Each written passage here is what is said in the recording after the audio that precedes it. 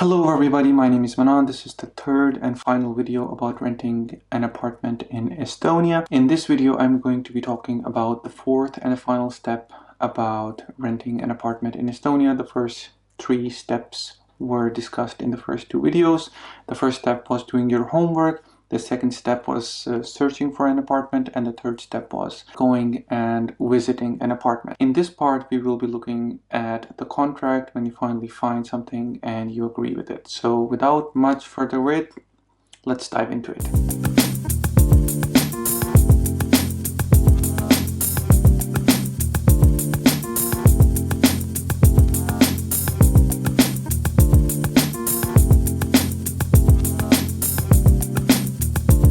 So you have finally searched for an apartment, you found an apartment, you like it, the landlord likes you too, and now you would like to formalize the relationship by signing a contract. There are a couple of things that you need to consider when you're signing a contract. So let's begin. The first thing that you need to consider is that try to get the contract in English if you don't speak Estonian, because even if the contract is in Estonian and you understand a little bit of Estonian, the language, the legal language is so complicated that it's very difficult to understand. There are some sample contracts provided by Work in Estonia portal which can be used and which are actually quite good and made by legal experts. So try getting a contract in English so that you can read through it and make sure that when you're signing it, you have understood everything. Remember, ignorance is never an excuse in a court of law. Second thing is, can you register your new place in the population registry, which is really important because if you are from a foreign country, you have to register a place in Tallinn if you want to claim the benefit of, for example, having the free transport. So your place you should be able to register your place in the population registry. Third thing, when you are finally signing the contract, take videos, take lots of photos, make sure that everything inside is working. Take note of everything, even if there are small marks or some wear and tear that you see here and there. Make sure that you document everything, take photos, take videos, be as detailed as you can be. Make sure that everything is in order. If there is something that is not working, then bring it towards your landlord so that they can take care of that. Moreover, then I think it's also a good idea to Google, look for any possible history of the landlord at the area that you live in so that you don't run into some shady business. Usually if you Google or if you search Facebook, then you will find negative reviews.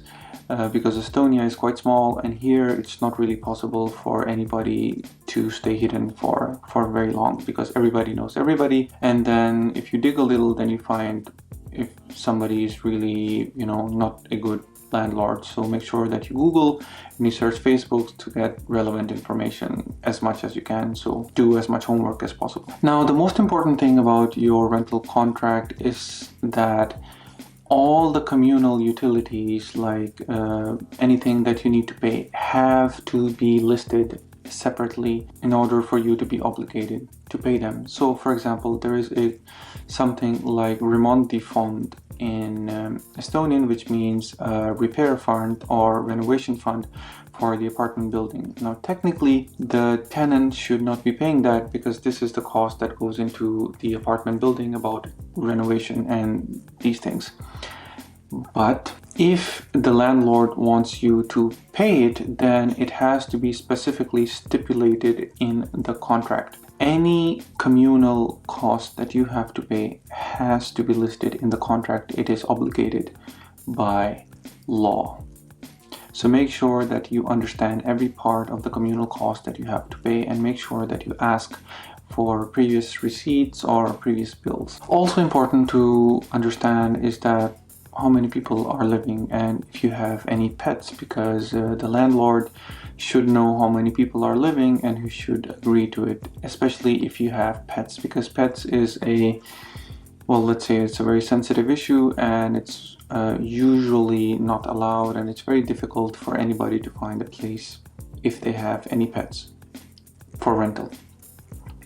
And it's usually very difficult for anybody to find a place for renting an apartment if they usually have pets. So yeah, make sure that your landlord is fully aware of how many people you are and if you have any pets, because then it can get very bad if the landlord finds out and you are, you know, in a pickle. By law, the landlord can ask for a maximum of 3 months of rent as a deposit. Usually, in my experience, it is 1 month. Actually, by law, this amount should go into a credit institution like a bank, and the amount, it should be sort of invested in a way that if you stay there for 5 years and you give some amount, then it should be given back to you with the local interest.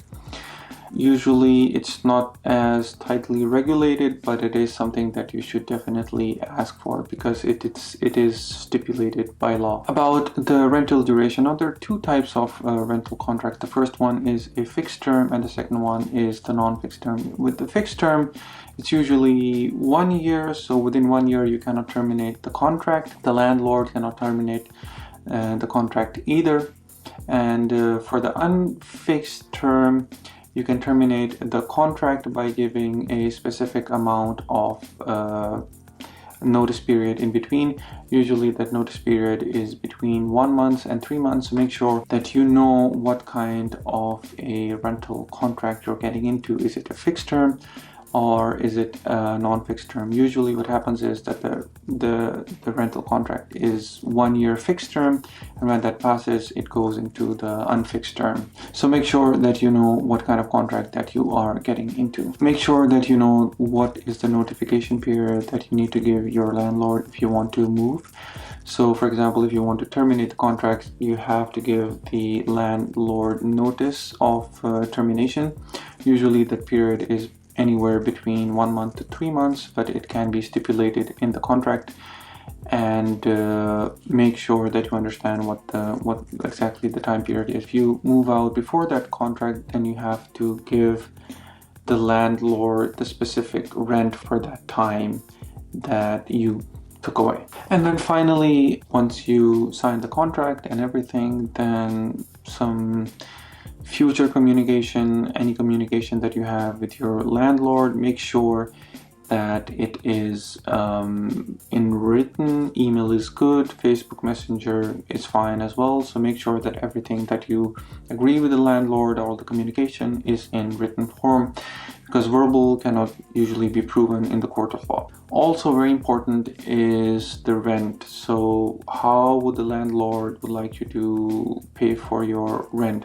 Do they want you to pay in cash? Do they want you to pay with the bank transfer? Make sure that you agree on the mode of payment and when exactly would they like to pay you each month, because if you are working in some place that pays you at a specific time in the month, then you would like to make sure that it matches the time that you have to pay for your rent to make the cash flow more sustainable in your finances. If you are paying in cash, then make sure that there is some kind of a written proof, so the landlord can send you an email saying that they have received the rent for the month of 2022 April, and then you have some sort of proof that you have paid for your rent.